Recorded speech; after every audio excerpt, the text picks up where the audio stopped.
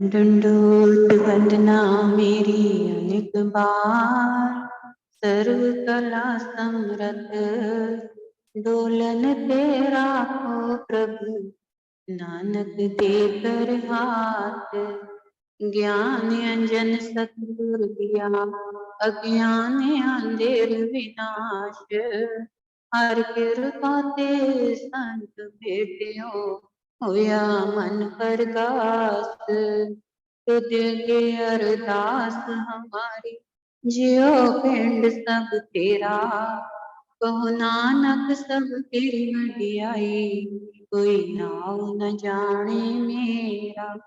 मैं कोटा साई खरा, मैं अंध का भंडार। मैं अपराधी आत्मा, साई शरण संभार। मैं अपराधी आत्मा, सतगुरु बख्शनहार। सौभाग्यशाली गुरुमुख सज्जन मंडली, अपनी समस्त चित्तवृत्तियों को एकाग्र करते हुए अपना ध्यान अपने मन मंदिर में बसाते हुए श्री परमहंसों की ओर लगाते श्रद्धा प्रेम सहित मीठे स्वर में बोलिए जयकारा। बोल मेरे श्री गुरु महाराज की जय। रात गवाई सोए दिवस गवाया खाए। हीरा जन्म अनमोल है, कोटि बदले जाए। भरोसा क्या भरोसा देता, बिनस जात छिन्न माही। श्वास श्वास सिमरन करो, और जतन कछु नाहि। श्वास श्वास सिमरन करो, और जतन कुछ नाहि। गुरुमुखो, आज बहुत ही सुंदर वचन आए हैं, जो अगर गुरुमुख इन वचनों को ध्यान से सुने और अपने जीवन में उतारे, तो उसके जीवन में अंधियारा दूर हो जाए, दुखों परेशानियों का कोई भी ठिकाना ना रहे। वचन आए हैं कि जैसे कि इस कलयुग के इस दौर में जिस प्रकार से समय गुजर रहा है, हर इंसान दुखी, परेशान और अशांत मन से जी रहा है। अगर कोई समझे इस बात को, कोई इस बात पे गौर डाले कि ये दुख परेशानियां क्यों है, इसका क्या कारण है, इसका कारण गुरुमुखो हम खुद स्वयं हैं। हम भरोसा उस परमात्मा का ना करके हम अपने आप का भरोसा या हम दूसरों का भरोसा लेकर के चलते हैं। जिसने सृष्टि रचाई है, जिसने इस सृष्टि के अंदर हमें भेजा है, जिसने हमें बनाया है, जिसने सारी विधि का विधान रचाया है, उसी के भरोसे अगर हम जीवन को छोड़ दें, तो हमारे दुख परेशानियां सब कुछ स्वयं ही अपने आप समाप्त हो सकती है। अब जैसे छोटा सा एक उदाहरण है कि एक छोटा बालक है, छोटा सा बालक है, अभी अनजान है, उसको कोई कुछ भी समझ नहीं है। अब वो अपने माता पिता के भरोसे को छोड़कर वो सोचे कि मैं खुद ही पल जाऊंगा, खुद ही पढ़ लिख लूंगा, खुद ही बड़ा हो जाऊंगा, खुद ही अपनी शादी कर लूंगा, खुद ही ये जीवन व्यतीत कर लूंगा। क्या ऐसा संभव है? क्यों? क्योंकि अभी उसको कुछ नहीं मालूम कि मैं कैसे जीवन निर्वाह करूंगा, कहाँ से कमाऊंगा, कैसे पढ़ूंगा। पढ़ाई का पहले बात तो उसको अर्थ ही नहीं मालूम कि विद्या पढ़ाई क्या है। फिर उसके बाद नौकरी का, कमाने का, घर चलाने का, ये सब कुछ उसको कुछ नहीं मालूम जब तक से उसको उसके माता पिता गाइड ना करें। माता पिता गाइड करते हैं तो वो बालक आगे बढ़ता है और उसी हिसाब से अपने जीवन का निर्वाह भी करता है। तो इसी प्रकार से जीव जो है वो अगर परमात्मा पे भरोसा करके उसके ही बताए अनुसार, वचनों के अनुसार अपने जीवन को ढाल ले, और अगर अपनी मनमति से या किसी के दिखावे में आकर के अपने जीवन को चलाता है तो वो दुखों और परेशानियों को खुद स्वयं न्योता देता है, जिससे कि वो परेशान रहता है और दुख, बीमारियां, कलेश उसके जीवन में सदैव बनी ही रहती हैं। गुरुमुखो, अगर जिस घर में कोई एक भी मनुष्य भक्ति भाव से परमात्मा के साथ जुड़ा हो तो ऐसे मनुष्य की जो पूजा पाठ भक्ति से क्या असर होता है उस घर में, ये आप सुन के हैरान हो जाएंगे। अगर घर का कोई एक भी सदस्य मनुष्य भक्ति भाव, श्रद्धा, प्रेम से परमात्मा के साथ जुड़ा हो तो उसके इस भक्ति भाव के होने से उस घर में क्या फर्क पड़ता है। उस घर में गुरुमुखो अनेक प्रकार की कोई भी नेगेटिविटी ऊर्जा समाप्त हो जाती और उस परिवार के सभी सदस्यों पर प्रभु की कृपा सदैव बनी रहती है। क्यों? क्योंकि जब वह भीषण जी लंका में रहते थे तब तक रावण ने कितना भी पाप किया, ये तो आप सब जानते ही हैं गुरु को। तो रावण ने कितना पाप किया, परंतु वो भीषण जी के पुण्य के कारण, भक्ति के कारण रावण सुखी रहता रहा और शासन करता रहा। परंतु जैसे ही वो भीषण जी भगत वत्सल लात मारी और लंका से निकाल जाने के लिए रावण ने कहा, तब से रावण का विनाश होना शुरू हो गया। अंत में रावण के पीछे कोई रोने वाला भी नहीं बचा। जैसे कहते हैं ना, रावण घर में 1,00,000 पुत्र, 1.25 लाख नाती, रावण घर में दिया ना बाती। तो किस कारण? भले ही वो कितना बड़ा ब्राह्मण था, लेकिन उसकी जो भक्ति थी वो नहीं थी। उसने अपनी भक्ति में खुद रोड़ा अटका लिया अपने पाप कर्म का, अपनी मनमति यानी कि चला ली।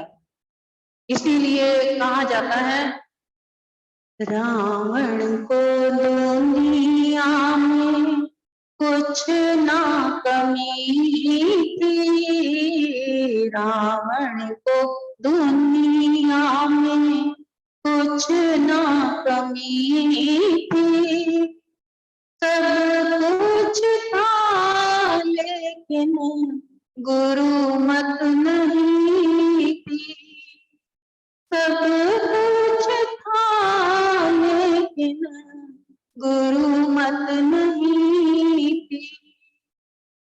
मनमति की वजह से गुरुमति उसने धारण नहीं करी और मनमति से उसने अपना विनाश स्वयं खुद ही कर डाला। जैसे कि रावण ब्राह्मण होकर भी असुर बना, और आपके सामने उदाहरण है पूरी रामायण का कि रावण ब्राह्मण होकर भी असुर बना रहा, और शबरी दलित होकर भी देवी बनकर रह गई। यानी कि शबरी कितनी दरिद्रता में, किस हाल में जी रही थी, जंगलों में रह रही थी। उसके पास क्या था? कुछ भी तो नहीं था, केवल भक्ति थी, श्रद्धा थी, भाव था सच्चा अपने प्रभु के प्रति, जिस कारण वो देवी बनकर उसने अपना जीवन व्यतीत किया। और हमारी नियत क्या कहती है? हमारी नियत भी गुरु को सिर्फ हमारे कर्मों से तय की जाती है, जन्म या जाति से नहीं। जिस प्रकार जिस स्थान पे निरंतर ईश्वर की मूर्ति रहती है, वो स्थान मंदिर बन जाता है। इसी प्रकार जिस मन में निरंतर ईश्वर से प्रेम, उसकी याद बनी रहती है, उसका ध्यान स्मरण रहता है, वो मन स्वयं ही मंदिर बन जाता है। ना ढूंढ खुदा को जमीन को आसमान की गर्दिशों में, अगर वो तेरे दिल में नहीं तो तेरे लिए वो फिर कहीं भी नहीं। यानी कि इंसान ढूंढ कहाँ रहा है उसको, जबकि वो बैठा कहाँ है? इस बात का अगर आपको ध्यान हो, ज्ञान हो, तो वो ध्यान और ज्ञान कहाँ से प्राप्त होता है? गुरु के वचनों में रहने से, गुरु की आज्ञा मौज में रहने से, और अंदर सिमरन के साथ जुड़ने से, अपने अंदर जाने से, ना कि बाहर की भटकना में रहने से। ना ढूंढ खुदा को जमीन और आसमान की गर्दिशों में, अगर वो तेरे दिल में नहीं तो फिर वो कहीं भी नहीं तेरे लिए। तो जो दिल में अगर किसी ने अपने अगर अंदर झांकी नहीं मारी, अपने अंदर नहीं देखा, तो उसको बाहर भी वो परमात्मा चाहे भले ही साक्षात आकर के उसके सामने प्रकट हो जाए किसी रूप में, उसको तो तब भी उसकी पहचान नहीं होगी। क्यों? क्योंकि पहचान अपने अंदर से होती है, ना कि बाहर के किसी के भटकाने से होती है।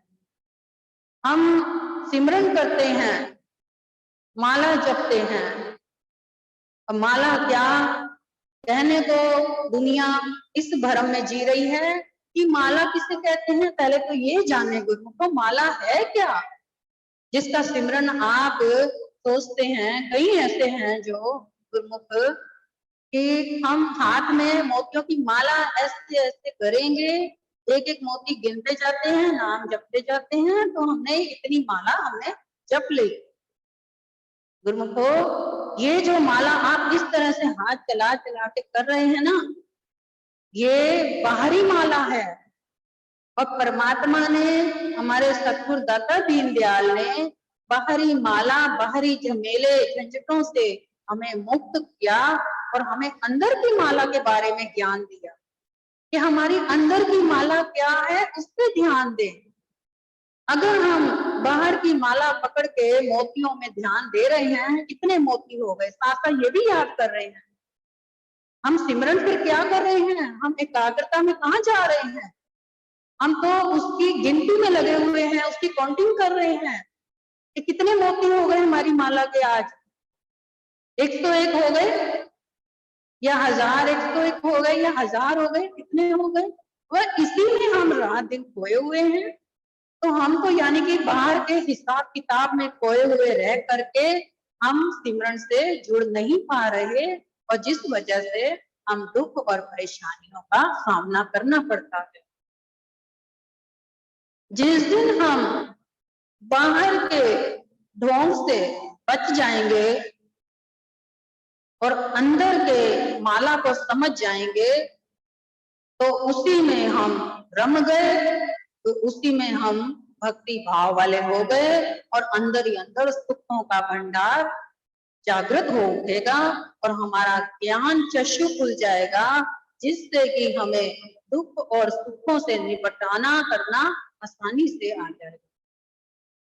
और माला, अभी आपको बताया कि आप बाहरी मोतियों की माला को हाथ में पकड़ रहे हैं, उसने ये नहीं कहा था, इसने उसने जो एक है, अनेकों की बात नहीं कर रहे, एक है जो, उसने ये नहीं कहा था कि आप मोतियों की माला पे निर्भर रहें। उसने तो ये कहा था कि जो हम एक एक श्वास ले रहे हैं, एक अंदर आ रहा है, एक बाहर जा रहा है, वो मोतियों की माला है। उन मोतियों की माला में हमने अपने सिमरन को खोजना है। वो श्वासों की शहनाई अंदर बज रही है रात दिन, उस शहनाई के अंदर वो आवाज आ रही है किसकी? अपने नाम सिमरन जो हम जप रहे हैं, उसकी आवाज आ रही है। जैसे एक श्वास हमारी बाहर से अंदर गई, उसका क्या हुआ? नहीं, जैसे कि पहले अंदर से हमने बाहर फेंकी तो उसका क्या हुआ? तो जब हमने एकदम से झटके से अंदर ली तो हंग हो गया। ये है माला। इस प्रकार से अगर आप ध्यान करते हुए सिमरन करें तो आपकी अंदर श्वासों की माला सिमरन से बनेगी, जुड़ेगी, वही आपका असल सिमरन होगा। और ये जो सुबह अमृत वेले का सिमरन आपको कराया जा रहा है, ये सिमरन क्या है? ये केवल गुरुमुखो सिमरन अगर हम मीडिया द्वारा करते हैं तो वो केवल इसलिए किया जाता है कि जो गुरुमुख भक्ति में नहीं जुड़ पा रहे, अमृत वेला नहीं संभाल पा रहे, उनको आदत बने अमृत वेला संभालने की, रोज का नियम बने जागने का। और उस वक्त अगर आप जैसे अभी बताया कि श्वास में सिमरन लेना है, इस प्रकार से सिमरन को आप लेते हुए अगर उस सिमरन में ध्यान लगाएंगे तो आपका वही सिमरन सार्थक होगा। तो वरना आप चाहे भले ही 4 बजे उठें, अमृत वेला संभालें, अगर आपने सिमरन के मोतियों में श्वास को नहीं जोड़ा, सिमरन नहीं जोड़ा, तो वो आपका सिमरन बाहरी रूप का बाहर ही रह जाएगा, वो अंदर घर नहीं करेगा। और जब तक से वो अंदर घर नहीं करेगा ना, वो आपको फिर असर भी नहीं करेगा।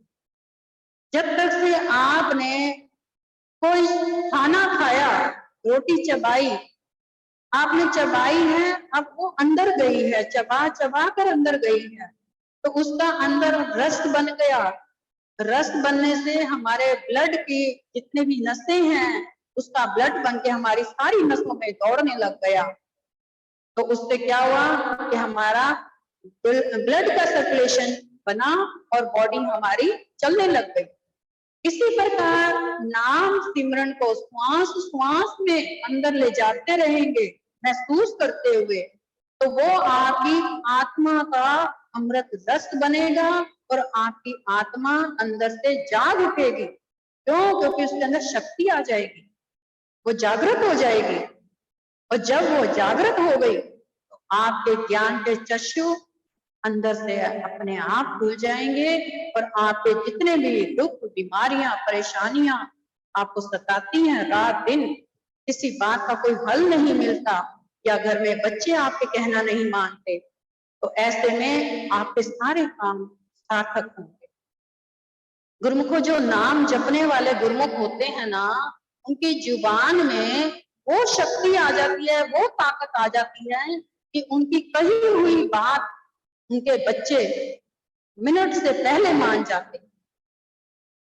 अब कई माँ बाप परेशान हैं कि हमारे बच्चे हमारा कहना नहीं मानते, कोई बात नहीं सुनते, इधर उधर भटकते हैं। क्यों नहीं मानते, क्यों नहीं सुनते? इसका कारण ढूंढो। इसका कारण है कि आपकी जुबान में अभी वो वाली सच्चाई वाली शक्ति जागृत नहीं हुई।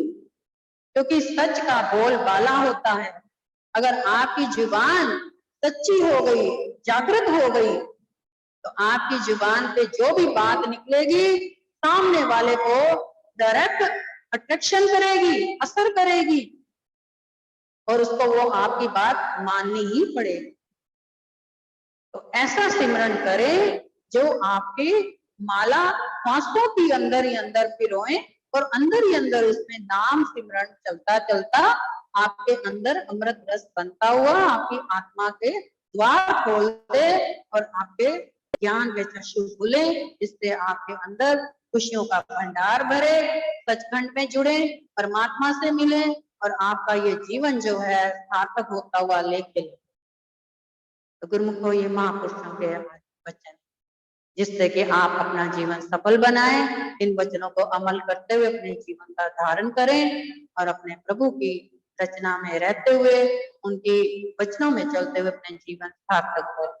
बोलो जयकारा बोल मेरे श्री गुरु महाराज की।